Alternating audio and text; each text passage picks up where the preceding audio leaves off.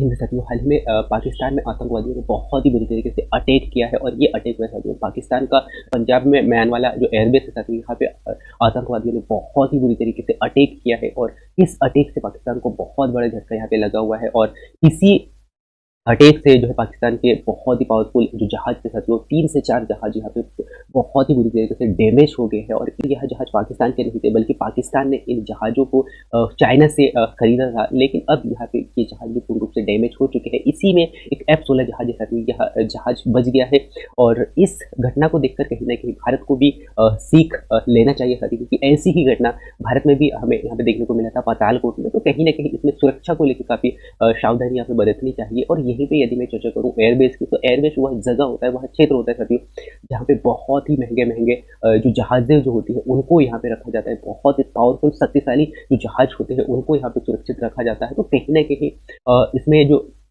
सुरक्षा है उसको जो है इस पे ज़्यादा ध्यान देना चाहिए और सुरक्षा को बढ़ाना चाहिए साथियों, जिससे कि ऐसी घटना ना घटे। इसके बाद में यदि मैं यहाँ पे चर्चा करूँ F-16 जहाज की, तो F-16 जहाज जो है पाकिस्तान के लिए बहुत ही महत्वपूर्ण होता है साथियों, क्योंकि पाकिस्तान की जो वायुसेना होती है, वायुसेना की रीढ़ की हड्डी इसे कहा जाता है। तो कहीं ना कहीं पाकिस्तान के लिए बहुत ही महत्वपूर्ण है। इसके बाद में इसकी जो सुरक्षा जो है साथियों, अब यहाँ पे तारिक-ए-जिहाद को इसकी सुरक्षा सौंपी गई है और इसकी पूरी सुरक्षा जो है एयरबेस की सुरक्षा जो है अब यहाँ पे तारिक-ए-जिहाद यहाँ पे करने वाला है। और तारिक-ए-जिहाद की यदि मैं यहाँ पे चर्चा करूँ साथियों, तारिक-ए-जिहाद जो है अब यहाँ पे पाकिस्तान से जो है चाइना को भगाने की बात ये करता है। और ऐसी बहुत सारी घटनाएं जो है पाकिस्तान में हुए हैं साथियों, और फिर भी पाकिस्तान जो है अपनी सुरक्षा को लेके, अपनी सतर्कता को लेके अभी भी इसमें कोई ऐसा जज्बा नहीं दिखा रहा है। और ऐसी ही घटना 1987 के दशक में भी हमें यहाँ पे देखने को मिला था और ये F-16 जहाज के तहत मिला था साथियों। और F-16 जहाज की यदि मैं यहाँ पे चर्चा करूँ, तो F-16 जहाज जो है लगभग 400 करोड़ रुपए का ये खरीदा गया, और ये खरीदा गया साथियों USA से, अर्थात अमेरिका से खरीदा गया है। और ये इस जहाज में भी सन 1987 के दशक में ऐसी ही यहाँ पे घटना देखने को मिलती है, जब ये जहाज एयरबेस पे उड़ान भर रहा था साथियों। उसी दौरान क्या हुआ, अचानक इसके सामने जो है शोर आने के कारण यह जहाज भी बहुत ही बुरी तरीके से डैमेज हो गया था, जिससे कि पायलट को ऐसे इंजेक्ट करना पड़ा। फिर भी यहाँ पे जो है इसी दौरान यहाँ पे SL फैज़ अमीर की यहाँ पे बहुत ही बुरी तरीके से मृत्यु हो गई।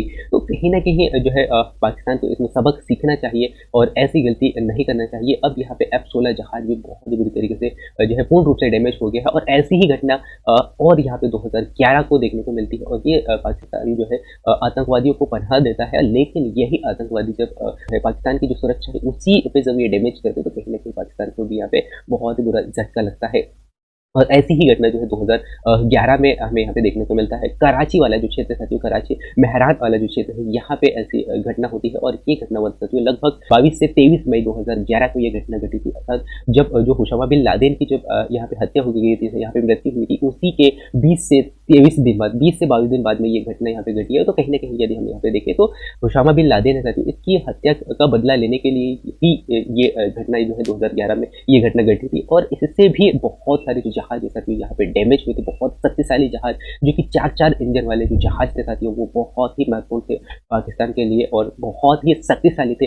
वो जहाज यहाँ पे बहुत ही बुरी तरीके से डैमेज हो गए थे। और इन जहाज़ों को की बात यदि हम यहाँ पे करें साथियों, जो 4 इंजन वाले जहाज थे, जो सर्वेलेंट जहाज था, यह जहाज जो है भारत के लिए बहुत ही सिरदर्द था, क्योंकि भारत में ऐसी बहुत सारी समस्याएं ये उत्पन्न करता था, जिससे कि भारत को यहाँ पे परेशानी का सामना उठाना पड़ता था। हम बात करें साथियों इस जहाज की, तो इस जहाज के डैमेज होने के बाद में जो है पाकिस्तान जो है USA से पुनः फिर से ऐसे ही जहाज की मांगने का प्रयास यहाँ पे किया, लेकिन इसमें सफल नहीं हो पाया, क्योंकि जो है USA ने पाकिस्तान को स्पष्ट रूप से मना कर दिया। बल्कि इससे भी एक बहुत ही पावरफुल शक्तिशाली जहाज को जो है USA ने भारत को दे दिया था। तो यहाँ पे जो है अब जो है भारत भी बहुत ही पावरफुल हो गया है, क्योंकि अब भारत के पास में भी एक ऐसा जहाज है साथियों जिसका नाम है P-8I, बहुत ही शक्तिशाली और बहुत ही पावरफुल जहाज जो है अब यहाँ पे भारत को भी ये मिल चुका है।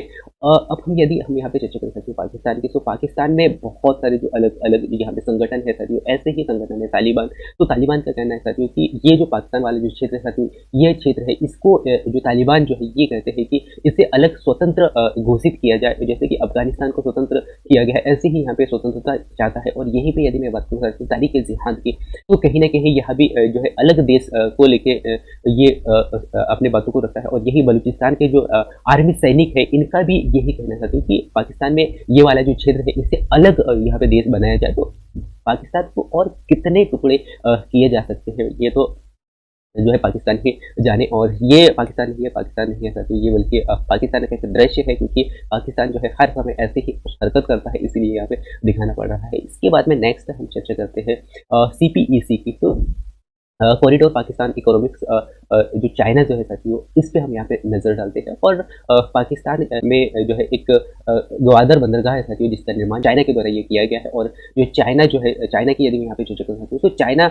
यहाँ पे शॉर्टकट, यहाँ पे ये वाला जो कॉरिडोर है साथियों, जैसे कि आप यहाँ पे देख पा रहे होंगे, यहीं से पाकिस्तान में एंट्री करता है। इससे पहले यहाँ से होते हुए यहाँ से होते हुए जाता था, लेकिन यहाँ पे एक रास्ता है साथियों, जिसे हम कहते हैं मलक्का डेलिमा। तो मलक्का डेलिमा जो है, इससे जो है चाइना को बहुत ज़्यादा डर सताता है। और इसी से थोड़ा सा यदि भी आगे एंट्री करते तो यहाँ पे आपको देखने को मिलेगा अंडमान एंड निकोबार। क्योंकि अंडमान एंड निकोबार में भारतीय सैनिक है, तो कहीं ना कहीं जो है चाइना इसी डर को देखते हुए अब यहाँ पे जो है CPEC वाला जो कॉरिडोर है, यहाँ से सीधे डायरेक्ट ही पाकिस्तान में जाता है। और यहाँ पे पाकिस्तान में एक ग्वादर बंदरगाह का निर्माण इनके द्वारा यहाँ पे किया गया है, ठीक है। तो ये आप यहाँ पे देखोगे, और ये पूरा अब मैं देख पा रही हूँ साथियों, ये है कॉरिडोर CPEC वाला जो क्षेत्र है। CPEC का जो कॉरिडोर है, चाइना ने जो पाकिस्तान में जो ग्वादर बंदरगाह बनाया है, ये आप यहाँ पे देख पा रहे होंगे। इसे थोड़ा सा और हाईलाइट करके देखो तो ये आपको यहाँ पे नजर आएगा। इसके बाद में यदि मैं यहाँ पे चर्चा करती हूँ, तो यूएस और रसिया जो है काफ़ी ताकतवर कंट्री है। और हमेशा आपने देखा होगा साथियों कि बीते कुछ पिछले दिनों में आपने देखा होगा कि जो है रूस और यूक्रेन के बीच में काफ़ी घमासान युद्ध चल रहा था, और अभी भी चल रहा है। और इसमें जो है बीच में जो है अमेरिका ने इसमें सपोर्ट किया था यूक्रेन का। और इसी में जो है रूस थोड़ा सा यहाँ पे नॉर्मल हो गया था, या और थोड़ा सा जो अपनी जो शक्ति है वो थोड़ा सा कम दिखा रहा था। लेकिन अभी यदि हम देखें तो अभी आप देख पा रहे हो साथियों कि जो अभी यूएसए है, यूएसए की यदि मैं यहाँ पे चर्चा करूँ तो यूएसए पूरा अभी अपना जो एनर्जी लगा रहा है साथियों, वो लगा रहा है इजराइल पे। क्योंकि इजराइल और हमास के बीच में बहुत ही घमासान यहाँ पे युद्ध हो रहा है। आप देख ही पा रहे होंगे, हर रोज यहाँ पे बमबारूद हो रहे हैं और बहुत सारे जो निर्दोष लोग यहाँ पे मर रहे हैं। तो अभी जो है यूएसए ने पूरा एनर्जी जो है यहाँ पे लगा दिया है। और जो कि लाल सागर में इसके सैनिक यहाँ पे खड़े, इसके जहाज यहाँ पे खड़े हैं। तो कहीं ना कहीं यदि हम देखें साथियों, तो यूएसए की नज़र जो है अब यूक्रेन से हटकर इजराइल पे, तो इसी का फायदा उठाने के लिए अब यहाँ पे रूस तैयार हो रहा है। और कहीं ना कहीं यूक्रेन में बहुत ही जबरदस्त तरीके से तबाह कर सकता है अब यहाँ पे। तो ये आपको यहाँ पे नजर आने वाला है। और इसके बाद में यदि मैं यहाँ पे चर्चा कर सकती हूँ इस कॉरिडोर की, तो कॉरिडोर ये जो CPEC वाला जो क्षेत्र है साथियों, CPEC वाला क्षेत्र अशांत रहे, इसीलिए जब अमेरिका अफगानिस्तान से जा रहा था साथियों, तो अफगानिस्तान में बहुत सारे ऐसे हथियार थे, उनको यहाँ पे हथियार को छोड़कर गया, जिससे कि जो वहाँ पे जो आने वाले जो तालिबान है उन हथियारों का उपयोग करे और उस हथियारों के माध्यम से जो है कॉरिडोर वाला जो क्षेत्र है, CPEC वाला जो क्षेत्र है, वहाँ पे अशांति बना रहे।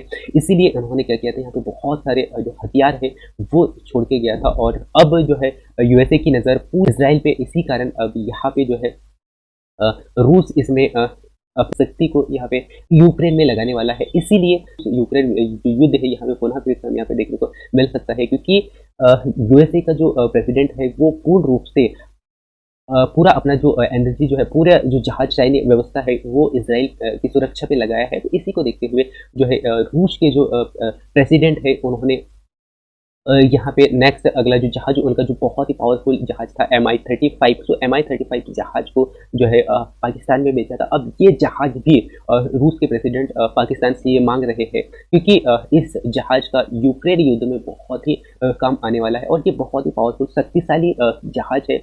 इसीलिए इस Mi-35 जहाज जो है, इसको रूस अब जो है इससे मांग रहा है। जब ये बेचा गया था साथियों, उसी दौरान भारत ने भी काफ़ी विरोध भी किया था रूस का, लेकिन पाकिस्तान को इस जहाज को दे दिया गया था। लेकिन अब जो है इस जहाज को रूस मांग रहा है, क्योंकि इसी जहाज का उपयोग वो यूक्रेन युद्ध में करने वाला है, ठीक है। तो यहाँ पे आपने पूरा देखा होगा साथियों, पूरे डिटेल से मैंने आपको यहाँ पे जानकारी दिया है। और अब यहाँ पे जो यूएसए है पूरा एनर्जी जो है कहाँ लगा रहा है, इजराइल में लगा रहा है। तो कहीं ना कहीं इसका फायदा जो है रूस यहाँ पे उठाने का सोच रहा है, ठीक है। तो आपने यहाँ पे पूरा डिटेल से जानकारी दी है, तो आपने समझा होगा। Thank you for watching.